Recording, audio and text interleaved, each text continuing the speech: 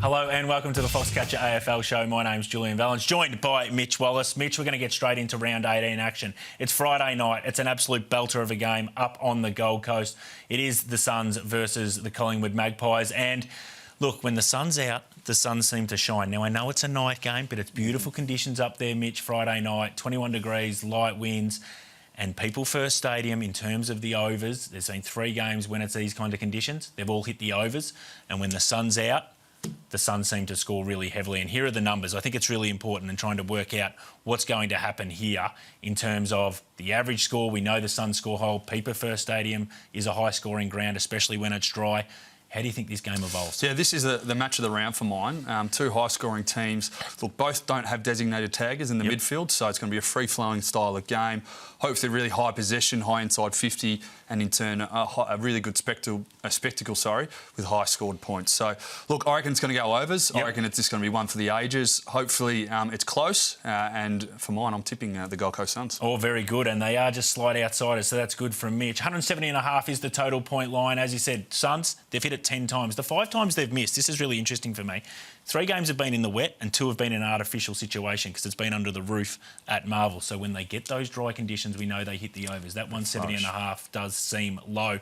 You got something else for me? Yeah, some pearls of wisdoms from our friends at StatMate. So Noah Anderson, star of the competition, averaging 34 touches in his last 4 against Collingwood. And then his arch nemesis, Nick Dacos, averaging 35 touches in his last 3 at People's First Stadium. So, look, head-to-head, fantastic game. Now, Noah had 40 touches last time. So, look, I love this market. Young talent time. This is a ripper.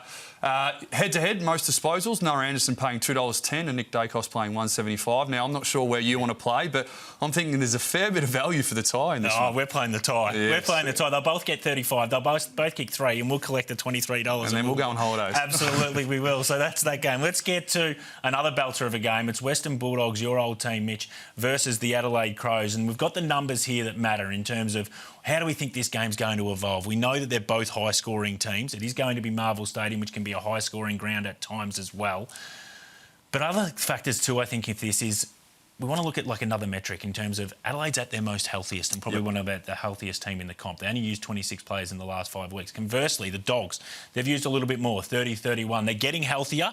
They've been pretty sick throughout the start of the year, but they're getting better. But they're 12th. These are the games the Crows probably should be winning in terms of their injury list. Yeah, they're definitely. And I think this game was moved from Mars to Marvel, which is a really important thing to note. But 4 of the 5 meetings previously between these 2 clubs were decided by over 39 points.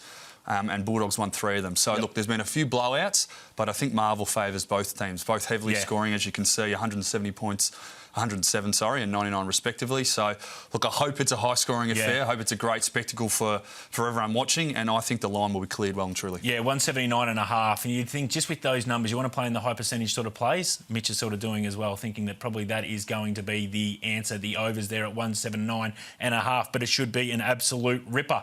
Another game, two sort of teams that are vying out for probably a top 4 or definitely a top 8 is GWS versus the Geelong Cats. This is a really interesting one because we've spoken about it on this show a lot, Mitch, in terms of the Giants are just so hard to read. They are. They've missed market expectation 8 times this year, so they're really hard to work out. But what we do know is when it's a really high-scoring game, and there's been 7 that the Giants have played in, they've won 6 of them. And especially the last time they played the Cats, I think it was 206 total point line, and they beat the Cats. Does Chris Scott try and close this game down a little bit and make it defensive? Yeah, and look, the last 3 games that they've played, the combined total has been 15 points, so averaging 5 points. So it's always close games between these 2.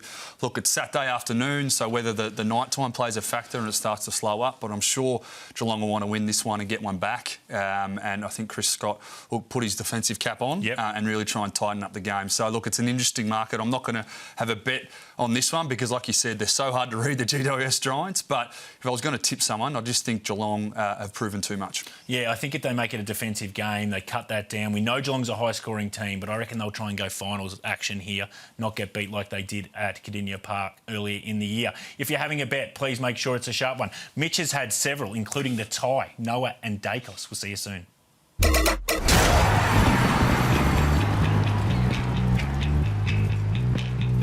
Chances are you're about to lose. For free and confidential support, call the number on the screen or visit the website.